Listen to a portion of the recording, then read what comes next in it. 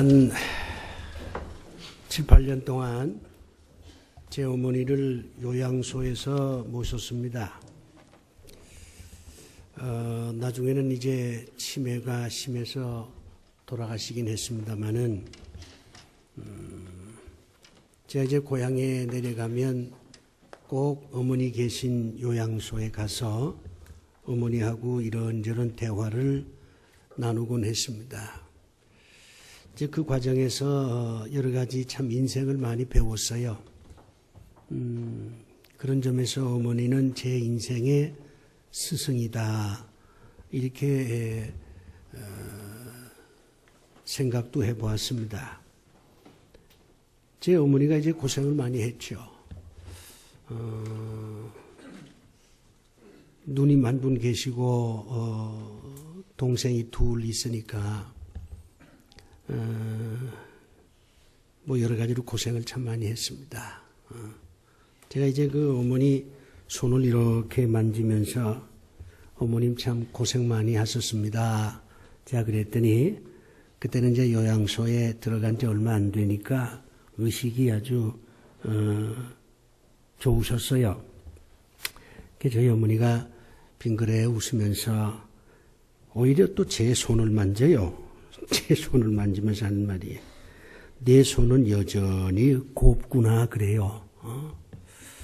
그래서 내가 제 손이 한 번도 곱다고 생각을 해본 적이 없거든요. 그랬는데 어머님이 내 손은 여전히 곱구나 그렇게 이제 말씀을 하셔서 제가 이제 나중에 손을 이렇게 한번 보았더니 괜찮아요. 아주 손이 예뻐요. 뭐 제 손 잡고 싶으면 한번 예배 끝난 다음에 오십시오. 그리고 나서 서울로 올라오면서 생각을 해봤습니다. 손이다, 예쁘다. 과연 손이 예뻐야 되는가? 저희 어머니 손은 예쁘지가 않았습니다. 고생을 많이 했죠. 저는 제 손이 예뻐요. 고생을 안 했다는 얘기겠구나. 그런 생각도 들면서 손이 예쁘다 하는 말이 참 많이 가슴이 아팠습니다. 그러면서 어떤 손이 정말로 아름다운 손일까? 예쁜 손이 아니라 아름다운 손.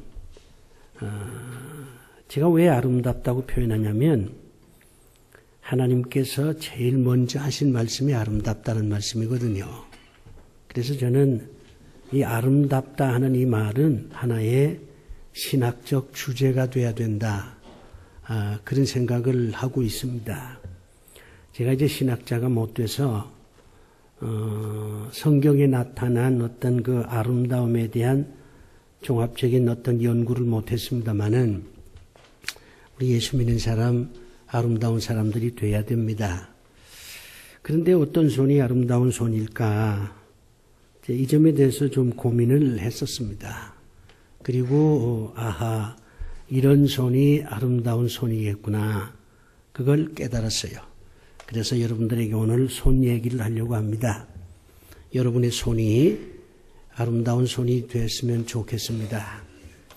오늘 장로로 선택이 되신 분들 앞으로 아름다운 손으로 봉사하시길 바라고, 또 오늘 장로를 택하는 여러 교우들도 아름다운 손으로 장로를 택하는 그런 분들이 되셨으면 좋겠습니다. 오늘 본문은 예후라고 하는 사람이 아합 왕을 따라서 우상을 숭배한 자들을 모조리 제거하는 그런 역사적 장면을 기록해 놓은 성경 구절입니다. 여러분이 알다시피 이 아합 왕은 바알과 아세라의 우상을 아주 열렬히 섬겼습니다. 그리고 그 시대에 하나님을 믿는 사람들을 모조리 죽였어요.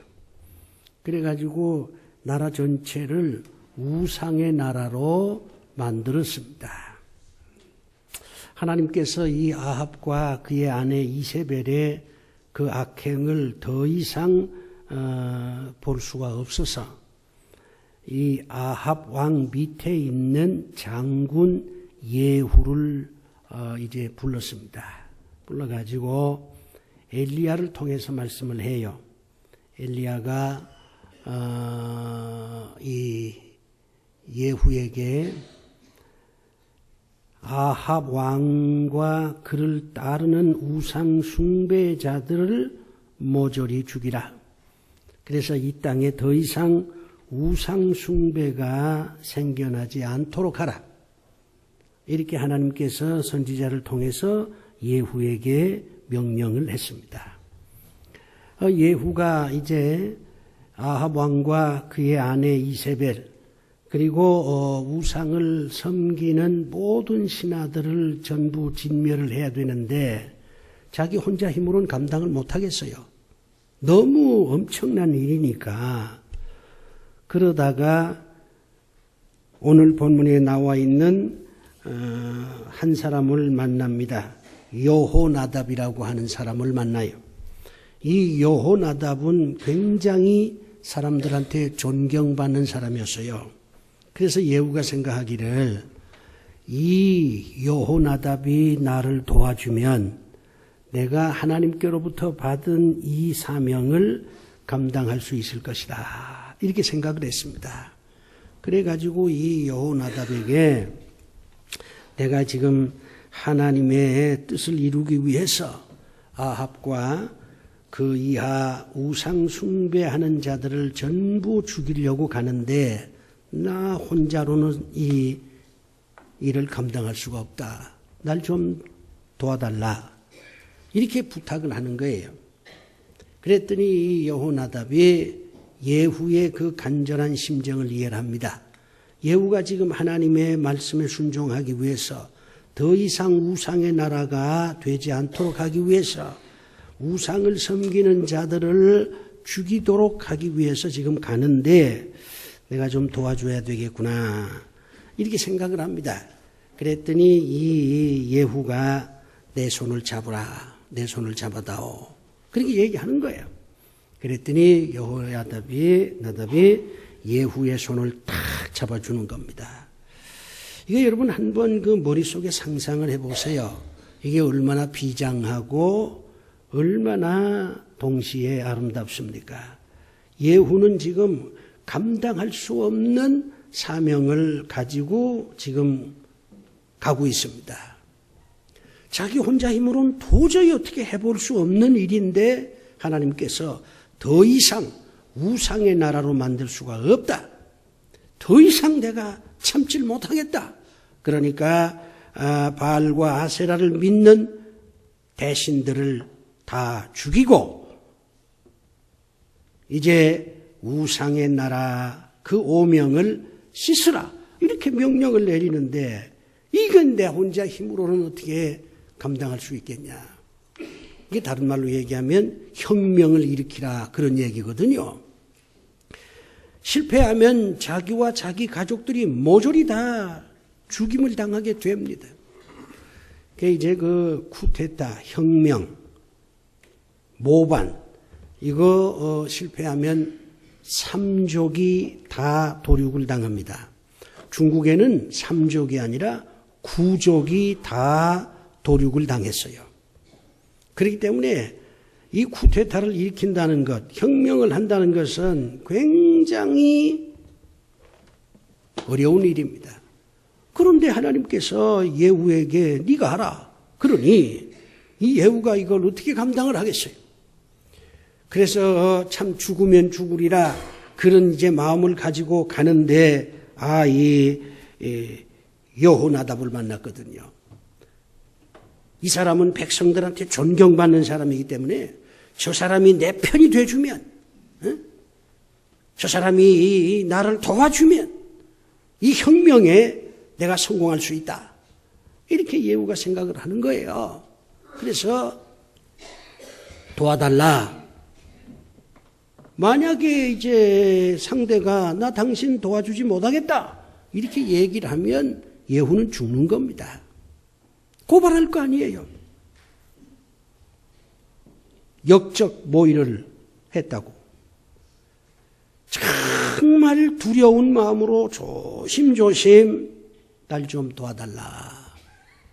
그랬더니 이 여호나답이 그 예후의 충정을 이해하는 겁니다. 권력을 위해서 혁명을 하는 것이 아니라 우상의 나라에서 여호와의 나라로 바꾸는 일에 목숨을 건 사람이니까 내가 도와줘야 되겠다. 이런 생각을 한 거예요. 그래서 두 사람이 손을 딱 잡은 겁니다. 그래서 혁명은 성공하지요.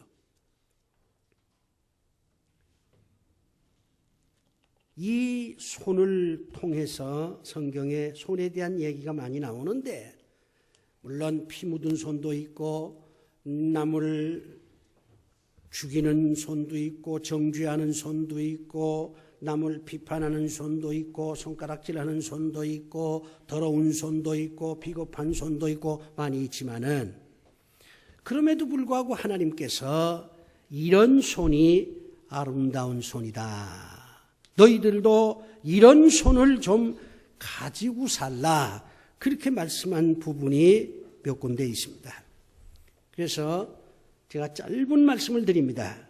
여러분의 손이 부디 이런 손이 되시기 바랍니다. 첫째는 하나님을 위해서 도움을 청하는 손이 돼야 돼요. 예후의 손이 그거잖아요. 하나님을 위해서 일을 하는데 나 혼자는 못하니까 날 좀 도와달라. 도움을 청하는 손, 이거 아름다운 손입니다. 하나님의 일은 혼자 안 됩니다. 후임 목사가 와서 아무리 몸부림을 쳐도 혼자는 안 돼요. 그러니까 장로를 세우는 거예요.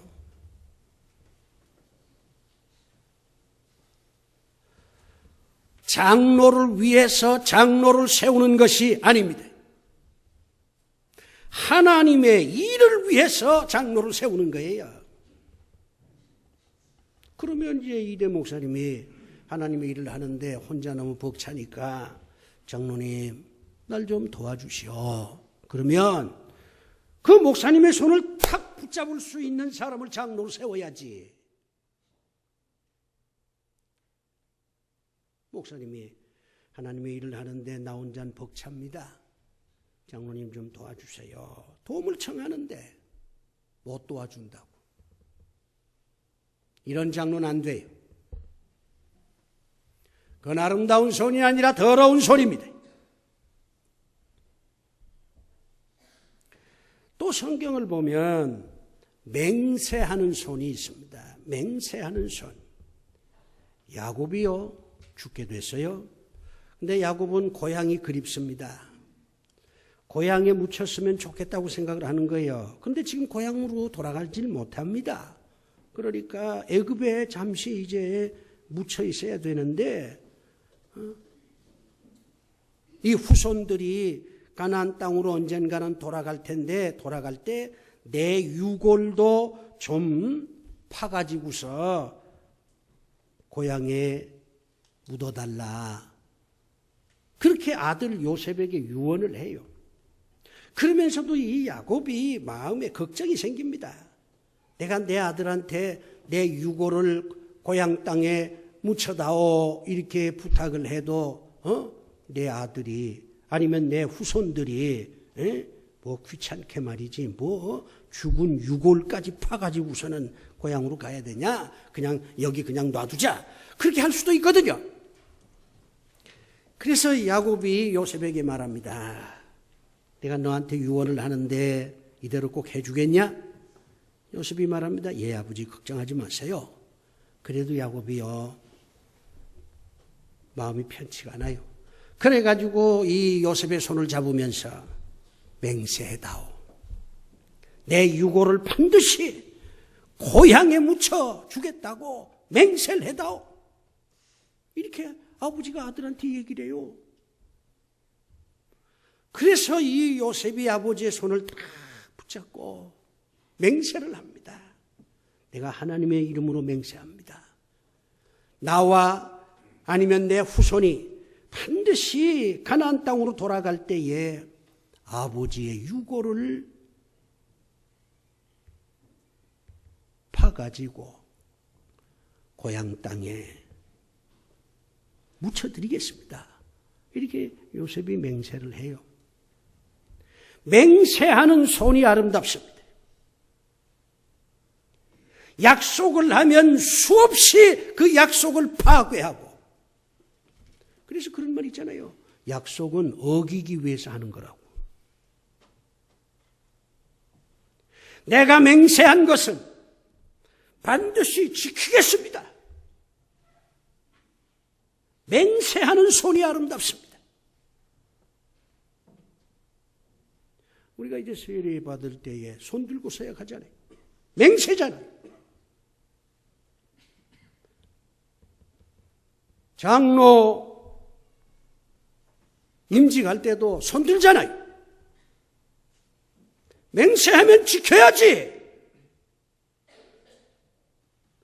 맹세해놓고 맹세에 순응하지 못하면 그것은 비굴하고 비겁한 겁니다.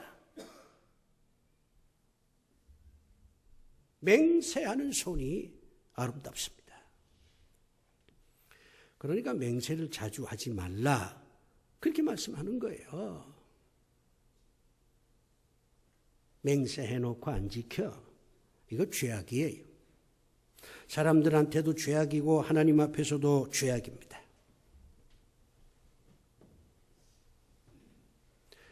우리 권사님들, 안수 집사님들, 여러분 권사 임직식 할 때, 안수 받을 때 맹세했잖아요.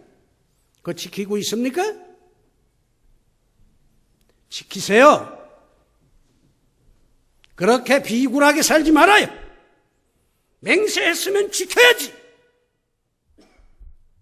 하나님 앞에 맹세했고 교인들 앞에 맹세를 했는데, 자기 양심에 맹세를 했는데, 오늘 우리 사회가 이 모양 이 꼴이 된 것은 약속을 하고 약속들을 안 지키니까 그래요. 맹세하는 손이 아름답습니다. 또 우리가 성경을 보면 치유하는 손이 있습니다. 이제 그 병든 사람들이 예수님을 찾아오잖아요. 그러면 예수님께서 병을 고쳐주시는데, 병 고쳐주는 그 유형이 여러 가지예요. 말씀으로만 병을 고칩니다. 그런데 어떤 경우는 주님이 손으로 그 병든 자를 만져주었어요. 아픈 데를 만져주었다고. 소경이 왔는데 우리 주님께서 손으로 흙을 이렇게 좀 짓이겨서 눈에다가 이렇게 발라주면서, 자, 됐다. 가서 씻으면 될 것이야. 그래가지고 이제 소경이 눈을 뜹니다. 치유하는 손. 이게 아름다운 손이에요. 가슴에 상처가 있고 육신이 힘들고 이런 분들이 우리 주변에 많이 있지 않습니까? 그런 분들을 좀 고쳐주는 그런 손이 되어야 됩니다. 예를 들면 뭐 이렇게 몸이 불편한 사람이 계단을 오르내리면 여러분이 가서 좀 부축도 좀 해주고, 그 아름다운 손 아니에요? 그런데 그냥 뚜벅뚜벅 혼자만 걸어 올라와. 난 여러 번 봤습니다.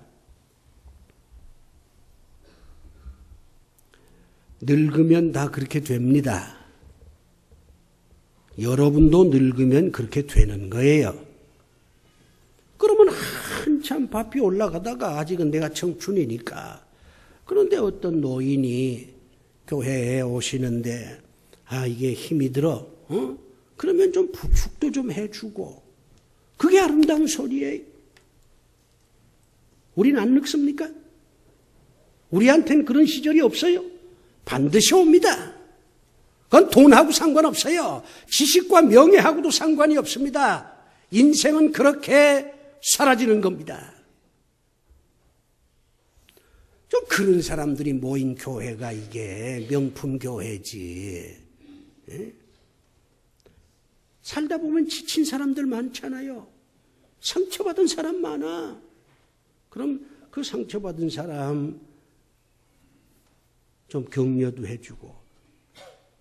이 격려하는 방법이요, 여러 가지가 있습니다. 말로 격려하려면 굉장히 이건 위험합니다. 왜? 말로 격려하다가 오히려 실언해서 상대방한테 상처를 줄 수가 있어요. 침묵이 최고의 위로예요. 그런데 아무 말도 안 하면 상대가 모르잖아요. 그러니까 이 손으로 그저 가슴 아픈 사람 손 한번 꽉 잡아주는 겁니다. 이걸로 충분합니다. 그것도 치유 아닙니까? 우리의 손이 치유하는 손이 돼야 됩니다. 인생살이가 얼마나 힘듭니까? 우리가 말을 안 해서 그렇지 다 속에 상처들이 있는데 그거를 치유해 주는 손, 이게 정말 아름다운 손이구나 하는 것을 우리가 깨닫게 됩니다. 하나 더 말씀드릴게요. 축복하는 손이 아름다운 손입니다. 우리가 창세기를 보면 이제 야곱이 죽기 직전에 자기 후손들을 다 축복을 합니다. 축복을 해. 이름 하나하나 부르면서 유다는 이렇고 베냐민은 이렇고 축복하는 그런 손이 아름답습니다. 지금 목사가 축도를 하잖아요. 축도할 때 그냥 이렇게 축도해도 되잖아요. 근데 왜 이렇게 손을 듭니까? 축복하는 손이라는 거요. 여러분이 남을 좀 축복해야지. 잘 되길 바랍니다. 좋은 일이 생기길 바랍니다. 이게 축복하는 손이 아름다운 손입니다.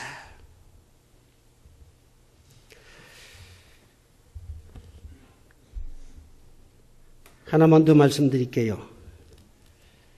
지금 설교하다가 문득 딱 하나님께서 야, 요 얘기도 좀 해라. 그렇게 하시는 것 같아서 제가 한 가지 더 말씀드리는데 격려하는 손이 필요합니다. 이 여호수아가 아말렉 군대하고 싸움이 붙었어요. 그런데 이 여호수아가 언제 뭐 전쟁을 해봤습니까? 한 번도 전쟁해본 경험이 없는데 어쩔 수 없이 젊으니까 또 모세가 야 네가 젊었으니까 네가 가서 이 전쟁 지휘를 해야지. 나는 너무 전쟁하기에는 늙었다. 나는 뭐 앞장서서 전쟁은 못하지만 나 뒤에서 너를 격려할 테니까 네가 이 군대를 거느리고 아말렉과 싸우라. 그래가지고 여호수아가 뭐 생전 싸워보지도 않은 사람이지만은 하나님만 의지하고 아말렉 군대와 싸우는 거예요. 이게 일진일퇴야. 이겼다가 지고 지다가도 이기고 얼마나 힘들게 싸움하는지 몰라요. 산 꼭대기에서 모세가 그걸 봅니다. 여호수아가 지금 전쟁하는 모습을 이렇게 보는데 일진일퇴야. 모세가 가슴이 아픈 거예요. 야, 이거 정말 이걸 어찌하나. 그러다가 모세가 생각하기를 내가 늙은 몸이라 내가 현장에 나가서 직접 전쟁 지휘는 못하지만 내가 뒤에서 말이야 여호수아를 위해서 내가 격려해야 되지 않겠느냐. 이래가지고 모세가 손을 탁 들어요. 하나님, 여호수아를 지켜주시옵소서. 이 늙은 몸이 전쟁을 하고 싶어도 나가 싸우지 못하고 대신 나 대신 저 여호수아가 나와서 싸우는데 지금 일진일퇴입니다. 하나님, 여호수아를 도와주세요. 이렇게 이제 모세가 기도를 하는 거예요. 그러다가 이제 한참 기도하면서 이렇게 보니까 기도는 반드시 눈 감고 하는 거 아니에요. 눈 뜨고도 얼마든지 할 수 있어. 보니까 모세가 손을 드니까 여호수아가 이기는 거예요. 좋다고. 하나님 감사합니다. 그러면서 손을 내립니다. 자꾸 이렇게 손 들고 하니까 이게 100세가 넘은 노인이 손 들고 몇 시간이나 하겠어요. 너무 힘드니까 손이 내려와. 그때는 여호수아의 군대가 지는 거예요. 모세가 손을 내리면 지는 거야. 모세가 손을 들으면 이기고 손을 내리면 지고. 모세가요, 이거 내가 손을 계속 올려야 될 텐데 내 힘으로는 안 된다. 그래가지고 아론과 훌을 불러서 양쪽으로 내 손을 잡으라. 그래서 손을 들었어요. 양쪽에서 손을 잡아주니까 1시간, 2시간, 3시간, 4시간 버티는 거예요. 결국 전쟁에 이겼습니다. 이 손은 어떤 손이냐? 격려해 주는 손입니다. 우리가 하나님을 위해서 일하는 사람들 격려해야 됩니다. 하나님을 위해서 일한다고 다 무슨 성인 군자처럼 일하는 거 아니잖아요. 그래도 하나님을 위해서 일한다고 하면 내가 격려해 줘야지, 기도로 격려해 줘야지, 이렇게 하면서 손을 모아서 기도를 하든지 들어서 기도를 하든지 어쨌든 그런 손이 아름다운 손이 아니겠느냐, 그런 생각을 해봐요. 혼자 살기 어렵습니다. 누군가가 격려를 해줘야 돼요. 여러분, 나도 격려를 해줘야 돼. 내가 은퇴한 다음에 여러분 나 몰라라 하면 안 돼.